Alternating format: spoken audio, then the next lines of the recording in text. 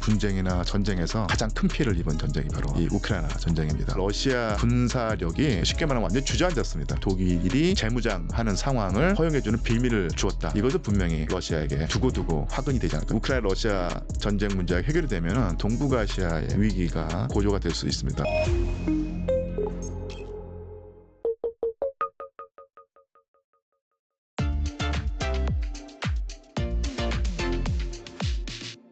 러시아 상황도 좀 살펴볼 필요가 있는데 예. 이 전쟁 비용을 충당하는 핵심 수입원인 석유와 가스 수입이 또 7월 한 달간 전년 동기 대비 27%도 감소했다 그러고 아울러 물론 우크라이나 군이 훨씬 더 사상자 수가 많겠지만은 예. 러시아 같은 경우에도 전사자 수가 최소 12만 명을 또 넘는다라고 합니다. 예. 여기다 또 부상자까지 합치면은 뭐 수십만 명 또 될 것 같기도 하고요. 그렇죠.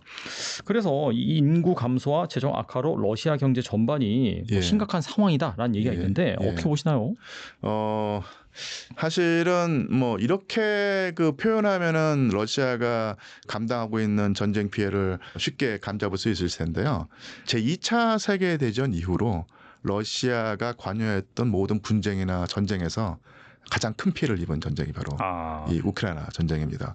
뭐 사실 2차 세계대전은 뭐 사실은 뭐 천문학적 거의 뭐 그러니까 1억 9천만 명 인구 중에서 3천만 명이 목숨을 잃는 피해를 입었으니까 네네. 이것은 사실은 뭐 그 진짜 넘사벽의 전쟁 피해였는데 그 이후로 소련 및 러시아가 그 계속해서 그 어떤 특정한 분쟁에 개입하거나 아니면 끌려들거나 했었는데 거기서 입은 피해가 적진 않았죠. 근데 그 전까지는 아프가니스탄에 개입을 해가지고 10년 동안 전투를 하면서 사실은 5만 명 정도의 전사 피해를 입었다고 보통 얘기를 하는데 지금 뭐 훌쩍 그거를 넘어선 상태거든요. 근데 물론 뭐 한때는 뭐 좀 프라파간다적인 성격이 섞여서 러시아의 그 인명 피해 규모를 뭐 50만 명, 뭐 70만 명이라고 하는 경우가 있었는데 그것은 정말로 부풀려진 것이었고 제가 예전에 나름대로 분석을 할 때는 10만 명은 넘어갈 것이고 15만 명은 안 될 것이다라는 그 사이에서 추측을 했는데 아주 지금 최근에 나오는 분석은 그런 예측이 크게 틀리진 않았다는 것인데 사실은 이것은 러시아 국민들에게 큰 고통이 될 수 있는데요. 또한 그렇다고 해서 이런 인명피해 규모가 비극인 것은 사실인데 그렇다고 해서 이 크레물린에 있는 러시아 그 정치 지도자들의 입장을 바꿀 만한 그런 고통은 아니다. 라고 볼 수 있겠죠.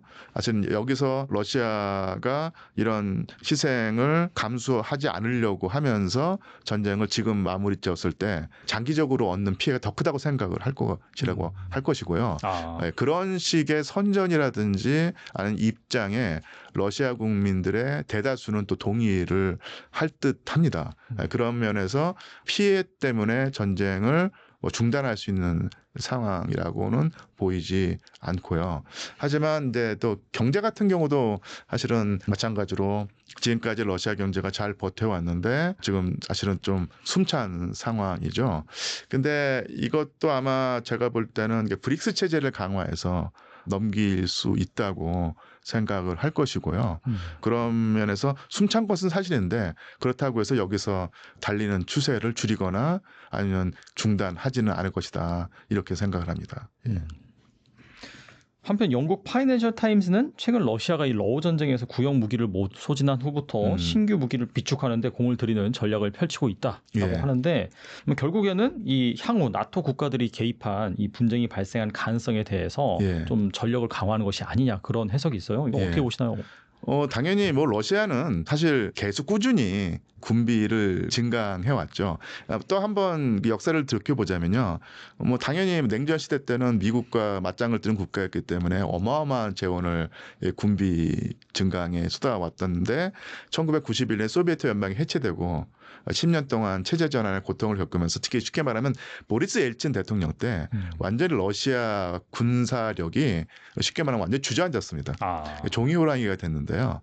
2000년에 그 푸틴 대통령이 집권하고 푸틴 대통령이 집권하면서 일정 정도 안정을 찾았고요. 더더군다나 운도 좋아서 국제 유가라든지 에너지 가격이 폭등을 하면서 러시아 경제가 상당히 완전히 그 10년 동안의 위기에서 벗어나서 상당히 발전을 해왔던 거예요. 그래서 2000년부터 지금까지 꾸준히 군사력을 이렇게 다시 재건하고 네. 복원하고 강화했던 것이거든요. 그렇기 때문에 지금 어떻게 보면은 우크라이나라고 하지만 그 뒤에 있는 미국이라든지 서방과 대결해서 3년 동안 전쟁을 수행해 올 수 있었는데요. 그런 추세에서 과히 벗어나지 않는 것이죠. 그래서 무기 재고가 바닥났기 때문에 군비를 증강하는 것이 아니라 항상 러시아는 1991년부터 2000년까지 요 10년을 빼고서는 항상 다른 나라보다 훨씬 더 많은 재원을 군사력에 투자해 왔는데 오히려 지금 두드러지는 현상은 러시아의 군비 증강보다는 서방 국가들의 군비 증강입니다. 그 측면이 더 오히려 크지 않을까 싶어요. 그래서 러시아가 군비를 증강한다고 하는 것은 뭐 늘 그래왔기 때문에 별로 그러니까 쉽게 말하면 특이하거나 깜짝 놀랄 상황은 아닌 것이고 오히려 예를 들면 독일이 재무장을 한다든지 그러니까 이런 것에 우리가 더 눈길을 주고 서유럽이 과연 어느 수준까지 군비를 증강할 것인가 이런 측면을 더 관심 가지고 봐야 되지 않을까 싶습니다. 지금 보면 유럽에서 전반적으로 이 보수 정권이 계속해서 들어오고 있고요. 예. 특히나 이제 독일 경제 같은 경우에는 뭐 사실 유럽을 이끄는 예. 선두주자였는데 최근에 또 유럽의 병자가 됐다. 예. 이 중국에 너무 의지하다 보니까 독일의 제조업이 무너진다. 대표적으로 이제 자동차 산업을 들 수도 있고. 그래서 어떻게 본다면은 그런 상황을 타개하기 위해서 이 러우 전쟁이라는 게 발생을 해서 이것 때문에 군수 산업으로 돌릴까 하는 그런 움직임이 있다라고 해요. 실제로 뭐 폭스바겐 공장을 거기에서 이제 군수 뭐 물품을 생산할 수도 있다 이런 얘기도 나오고 있고. 어떻게 보시나요, 이거는? 사실은 또 결국은 서유럽으로 넘어갈 때 국내 정치에서는 그러니까 기존의 어떤 엘리트라고 할까 아니면 뭐 크게 보면은 진보이라고 할 수 있겠고요. 그 다음에 독일 같은 경우는 독일 대한당 뭐 이런 식의 어떤 사람들은 극우라고 표현하고 어떤 분들은 또 급진 우파라고 표현하고 뭐 이렇게 하면서 이 뭐라고 새로운 대결 양상이 벌어지고 있는데 그래서 뭐 이민이라든지 그 사회복지 정책이라든지 이런 측면에서는 상당히 대립각을 세우면서 분쟁이 격화되고 있는데 특히 독일 같은 경우는 제가 좀 섣부른 추측일지 모르지만 기존의 정치 세력과 독일 대한당이라고 대표되는 그런 반대 진영이 이 부분에서는 의기투합하지 않을까. 독일의 그 군대를 키우고 재무장을 하는 측면에서는 양측이 다 그러니까 대립하기보다는 의기투합을 해서 그쪽 방향으로 해서 밀고 나갈 상황이 되는 것이고요. 그리고 항상 그 경제가 위기에 처할 때 원칙적으로는 분쟁을 줄이고 하면서 해야 되겠지만 가장 손쉬운 방법이 무기 생산해 가지고 경제를 일으켜 세우는 그럴 텐데 네. 그런 유혹을 독일도 느끼리라고 생각을 하고요.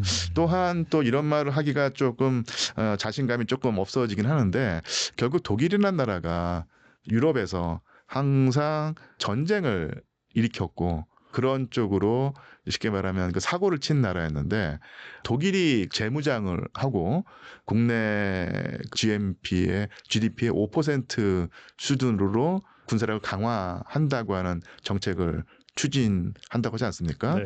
그러니까 이것은 그러니까 러시아의 위협이 있기 때문에 당연히 해야 되는 어떤 반응이나 대응이라고도 볼 수 있지만 결국 100년, 200년간의 역사를 놓고 볼 때 독일이 재무장하는 것이 독일 자체나 아니면 유럽 전체나 세계 전체의 관점에서 과연 이렇게 용인할 수 있는 것인가 조금 더 경각심이라든지 아니면 조심스럽게 그래서 봐야 되지 않을까 싶은데 러시아의 위협이 있기 때문에 독일이 군비를 증강하고 재무장을 하는 것이 당연하다.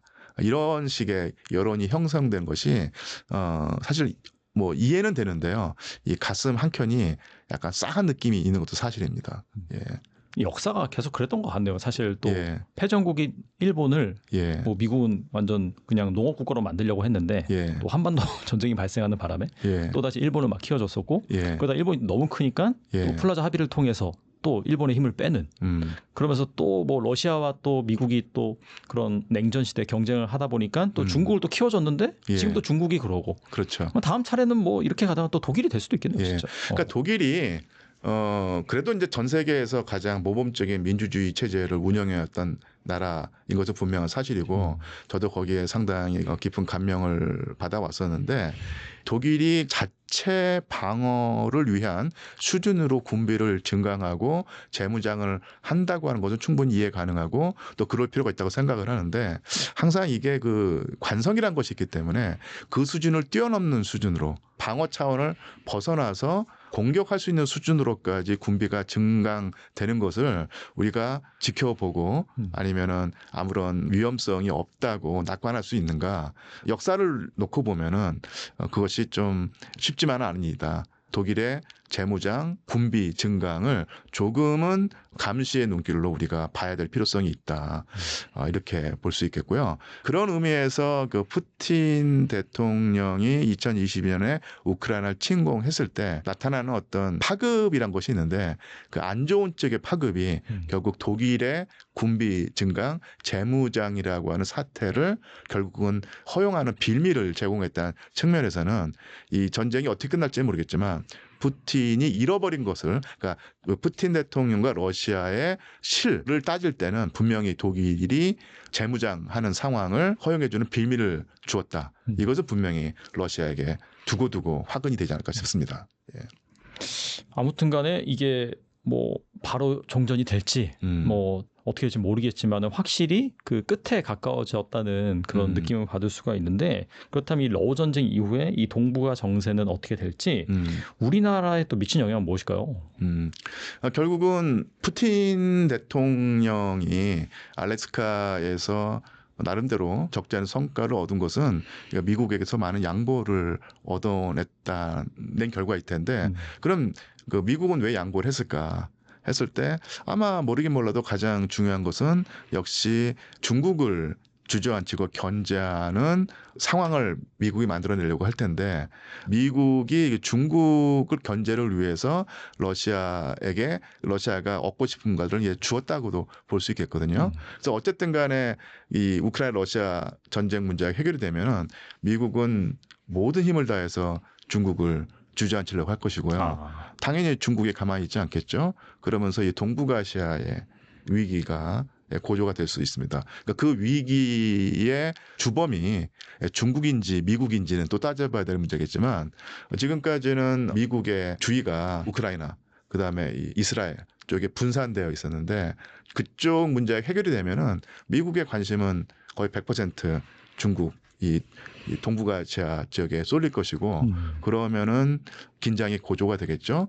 그런 상황에서 대한민국은 또 한 번 경랑에 휩싸일 것이고 여기서 생존을 도모하려면은 그야말로 정말 고찰방식을 풀어야 되는 상황이 될 수밖에 없겠죠.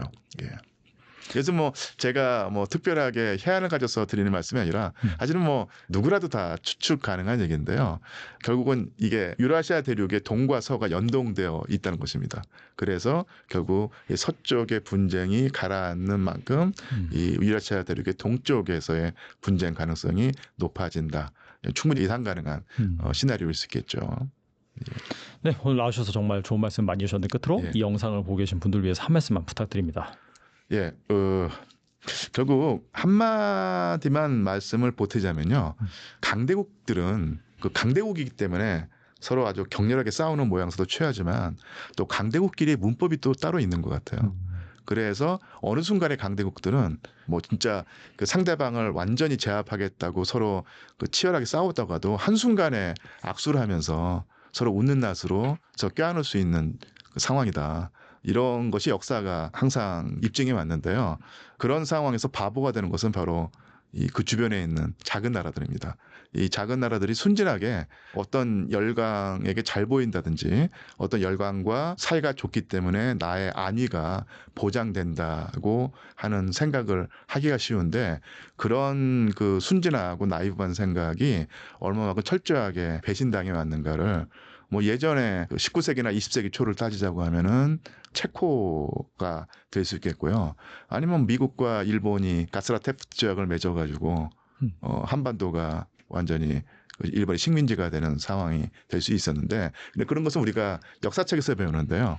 지금 우리가 살아가는 시대에서 열강 정치를 너무 나이브하게 믿어서 가장 큰 피해를 본 약소국이 바로 우크라이나다. 그러니까 이런 교훈을 얻어야 될 것이고요. 그래서 이제 우리가 그 동맹 정치라든지 동북아시아 정세를 분석할 때 미국을 믿고 따르면 우리의 안위가 자동적으로 보장된다는 생각을 해왔는데 그런 생각이 위험할 수도 있겠다.